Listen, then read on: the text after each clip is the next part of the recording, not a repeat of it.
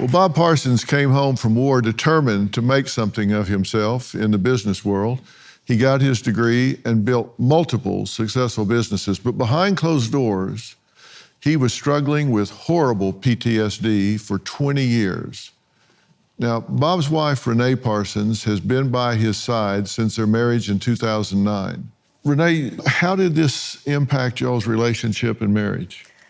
Oh gosh, well, it definitely had an impact. And it was confusing for me too, because I wasn't sure what it was.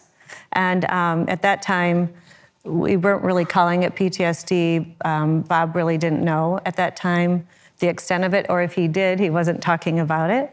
And so I really didn't know why the behavior was what it was sometimes.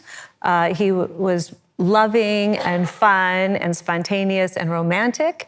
And then there would be times where, he was down or, depressed and, or had a short fuse. And it was confusing at the time because I wasn't sure why that was happening. And then throughout our relationship, I saw him seeking answers for himself and always trying to improve his own life and contentment and happiness. And so that was really, what I loved about him, and that I could see him trying to make it different. You could feel the struggle. Yeah. Bob, you admit you had suicidal thoughts. You say in the book, as my PTSD got worse, I began to suffer crippling nightmares and occasional flashbacks. It was debilitating, and yes, once I even thought about killing myself. What were the nightmares? What were the flashbacks? And how did it get you to that low point? Well, the nightmares were, always different. I mean, there'd be times I would dream we were in and I bet you had dreams like this too. We're in a firefight and I can't get any ammunition. There's other times when I would dream that there was a bunch of NVA, North Vietnamese Army, outside the house, and I would shoot them. And then when I got closer, it was just American kids. I mean, it would just freak me out. The suicidal thoughts. I mean, it was more ideation than me actually making a plan. So I'd be very depressed. I would be crying when there was no reason to cry. It just felt so black, like I was in just blackness. And then I would break out of it. But then the next day I'd have to deal with it again. So it's a real thing, and it's an unpleasant thing. Were there times through this that you were able to feel joy, or was it always present? Yes, there were. Uh-huh. And particularly it was something to do with the family, or believe it or not, my computer programming would give me joy, and that's why I work so hard on it. Matter of fact, PTSD powered me to work, to get my first business going. And I'd never done that without the PTSD. But what I did is I buried myself in my work to get through it.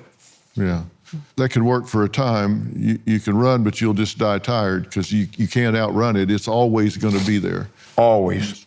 Well, Bob Parsons says what he's proudest of is not his business, but his contributions to the charity world. Nate Rotan is the CEO of 1 in 10, a foundation that received over $2 million in grants from the Bob and Renee Parsons Foundation. Bob, where did your compassion for the LGBTQ community come from? All too often when a family learns that their son or daughter is gay, they throw them out and turn their back on them. And then here you have this kid who is on the streets alone, and it is just horrific. Now, what 1 in 10 does is they find these kids, and they first give them some accommodations, and then they teach them that they're part of the American dream too. And Nate, how have their grants changed your life just personally? I went to one of our youth's apartment homes that we were providing. And I said, Joaquin, what's your favorite thing about living in this apartment? This is someone who had been on the streets prior to coming into our housing program. He just pointed to the lock. And he said, it's this right here. It's the first time I have felt safe in years. Now, we were able to provide him this safe place to live, all the wraparound services, and see him truly flourish in his life. And that's the magic of what the Parsons Foundation is able to do. You know, Bob talks about in his book his love of comic books, and particularly the ones with superheroes. What many of our youth don't know is the superhero that's behind 1 in 10 is Bob and Renee Parsons. In fact, you guys are committed through your foundation to donating $1 million every 14 days, correct? That's correct, yeah. When you're basically awarding or giving away money, you have a lot of friends. Yeah.